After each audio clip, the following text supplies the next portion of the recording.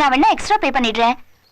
சாமான இருக்கிறதுக்கு பஜாருக்கு போய் இன்னும் 2 பேரை கூட்டிட்டு வந்துருங்க. வேண்டாமா, அவங்க எல்லாம் வந்தா 200 300ன்னு கராரா பேசுவாங்கம்மா. அதுக்கு இல்லப்பா, வண்டியில இருக்கிறது பூரா காஸ்ட்லி ஐட்டம்ஸ், அதோட ரொம்ப வெயிட்டா வேற இருக்கும். 2 பேரும் மட்டும் சேர்ந்து தூக்கி கை நழுவி கீழே விழுந்தா டேமேஜ் ஆயிடும்பா.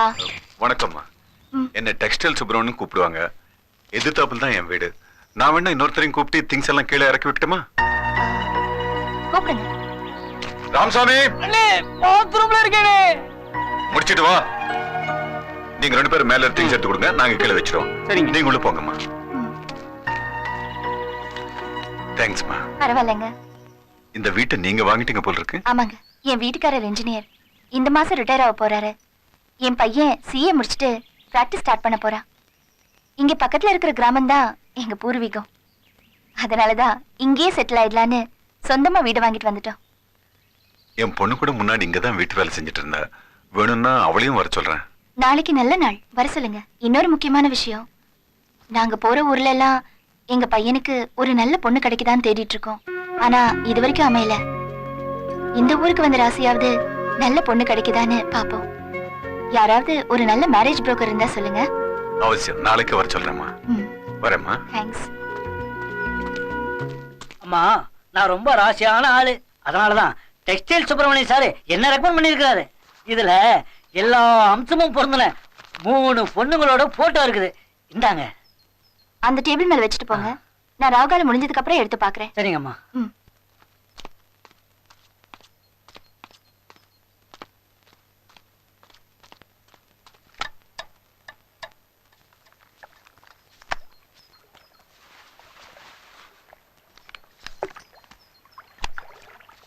வணக்கங்க.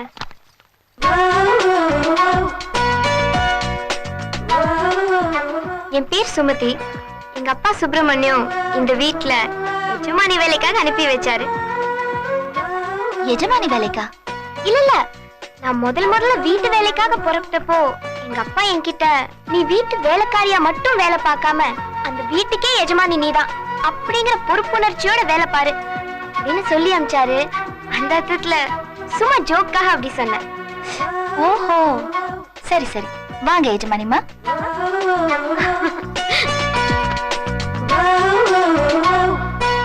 இன்னைக்கு முதல் நாள், நல்ல நேரத்துல வரணும்னு தான் இப்ப வந்தேன். நாளைல இருந்து காலைல 5 மணிக்கே வந்து கரெக்டா வேலைய ஆரம்பிச்சிடுறேன். ஒரு சின்ன வேண்டுகோள். என்ன? காலையில 1 hour, சாயந்தரம் 1 hour, வீடு வீடா போய் பேப்பர் போட்டு வரணும், அதானே? அப்பா சொன்னாரு, பெர்மிஷன் கிராண்டட். தேங்க்ஸ். அதே மாதிரி எனக்கும் உன்கிட்ட ஒரு வேண்டுகோள் இருக்கு. ஏன்கிட்டயா? என் புருஷனும் பிள்ளையும் ஊர்ல இருந்து வரதுக்கு ஒரு 15-20 நாள் ஆகும். அது வரைக்கும் ராத்திரில என் கூட எனக்கு துணையா நீ படுத்துக்கணும், சரியா? தங்கள் சித்தம் என் சிவபாகியம். சரி, இதுக்கு முன்னாடி நீ இந்த வீட்ல இருந்தப்போ என்னென்ன வேலை பார்த்த? சமையல் பண்றதுல இருந்து குழந்தைங்க நம்பர் 1 நம்பர் 2ன்னு போனா கிளீன் பண்ற வரைக்கும் எல்லா வேலையும் நான் தான் பார்ப்பேன். நீ சொல்ற இந்த 2 வேலையில ஒரு வேலை இப்போதைக்கு உனக்கு இருக்காது. ஏன்னா என் பிள்ளைக்கு கல்யாணம் ஆகாததுனால இந்த வீட்ல குழந்தைங்க விளையாடுறதுக்கு இன்னும் கொஞ்ச நாள் ஆகும். 2வது வேலை உனக்கு சுத்தமாவே இருக்காது. எப்படின்னா, என் பிள்ளைக்கும் சரி புருஷனுக்கும் சரி என் கையால நானே தான் சமைச்சு போடுவேன். எப்ப வரைக்கும்? எப்ப வரைக்கும்னா எப்பவுமே தான். நீங்க ஒரு நல்ல மதர், ஆனா பேட் மாமியார். எப்படி? அதாவது கடைசி வரைக்கும் உங்க புருஷனுக்கு உங்க கையால சமைச்சு போடணும்னு ஆசைப்படுறீங்களே, அது பாராட்ட வேண்டிய விஷயம். ஆனா நாளைக்கு உங்க பிள்ளை கல்யாணம் ஆகி வரப்போறவ அவ புருஷனுக்கு அவ கையால வாய்க்கு ருசியா பக்கனையா சமைச்சு போட்டு ஒரு சபாஷ் வாங்கணும்னு ஆசைப்படுவா. அதுல நீங்க போட்டி போடுறது ஒரு மருமகளோட அந்தரங்கத்துக்குள்ள நுழையிற மாதிரி இருக்கு. ஐயோ சாரிங்க, நீங்க இவ்வளவு தூரம் யோசிக்கிறத பார்த்தா நான் ஏதோ கொஞ்சம் அதிக பிரசிங் தனமா பேசுற மாதிரி தெரியுது. இல்ல, என் வயசுக்கு நான் யோசிக்க வேண்டியத நீ இப்பவே யோசிக்கிற. பாராட்டுக்கள். இவர்தான் நான் கைப்பிடிச்ச கண்கவர் கண்ணாளன். நீ கையில ஒருத்தனை பிடிச்சிட்டு இருக்கியே, அவன்தான் என்னோட தவ புதல்வன்.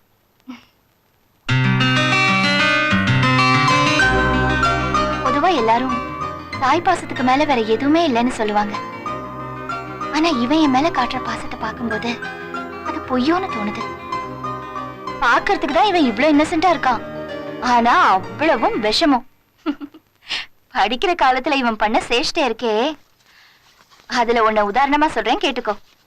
இவன் படிச்ச காலேஜ்ல உன்ன மாதிரி ஒரு அழகான பொண்ணு புதுசா வந்து சேர்ந்தா.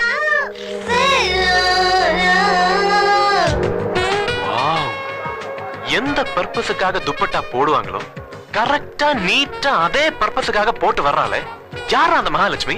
வெறுப்பத்தரா மாப்ள, காலேஜுக்கு மகாலட்சுமி மாதிரி வந்தா எப்படி? ஜோதிலட்சுமி மாதிரி வந்தா தானே கண்ணு குளிர்ச்சியா இருக்கும். அதானே சொல்லலாம். அவளை போய் லைட்டா ஒரு இடி இடிச்சுட்டு அவ துப்பட்டாவை கீழே விழ வை. போடா டூபுக்கு, உனக்கு டிசி வேணும்னா நீ போய் பண்ணுடா, என்ன ஏன்டா உசு பேத்துற? டேய், அதுக்கெல்லாம் ஒரு தில்லு வேணும்டா. நான் போய் அவளை டேஷ் பண்ணி துப்பட்டாவை கீழே விழ வைக்கிறேன். நீங்க எல்லாம் என்ன வேடிக்கை பாருங்க. டேய் டேய், அனாவசியமா ரிஸ்க் எடுக்காதடா. அவ துப்பட்டாவை அவளே கழட்டுற மாதிரி நான் ஒரு ஏற்பாடு பண்றேன். எப்படி எப்படி சொல்றேன். இவ ஒருத்த மட்டும் இங்க இருக்கட்டும், நீங்க எல்லாரும் பின்னால போய் மறைஞ்சுக்கோங்க. தெரியாதுன்னு சொல்லி சமாளி. Okay okay. காப்பாத்துங்க, என் friend தண்ணியில விழுந்துட்டான். Please help. ஐயோ, என் ஃப்ரெண்டுக்கு ஸ்விமிங் தெரியாது, எனக்கும் ஸ்விமிங் தெரியாது. ஐயோ எனக்கு தெரியாதே. ஸ்விம்மிங் தெரியாட்டி பரவாயில்ல, உங்க துப்பட்டாவை கழட்டி வீசுங்க. நான் அதை புடிச்சுக்குள்ள போகாம இருந்துக்கிறேன். ஆவது பாவம்ல, எடுத்து வீசுங்க, நான் போய் யாரையாவது கூட்டு வரேன். அப்படிதான், சீக்கிரம்.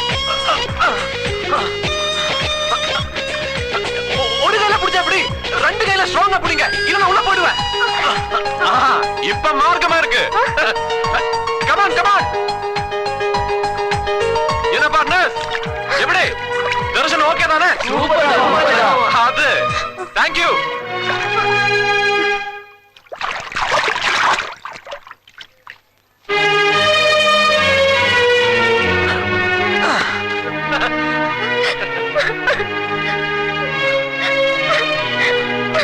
ஹலோ, என்னங்க?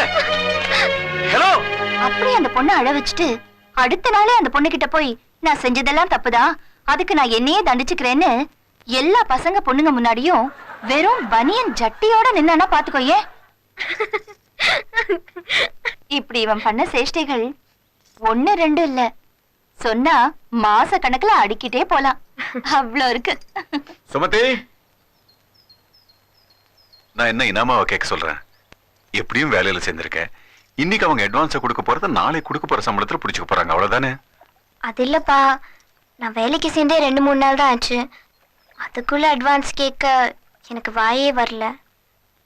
ஆமா, இந்த மாசம் மளிகை சாமானுக்குலாம் பணம் கட்டியாச்சே, அப்புறம் எதுக்கு அட்வான்ஸ் கேட்க சொல்ற? அந்த அம்மாவுக்கு துணையா 2 நாளா நீ இங்கேயே இருந்துட்ட.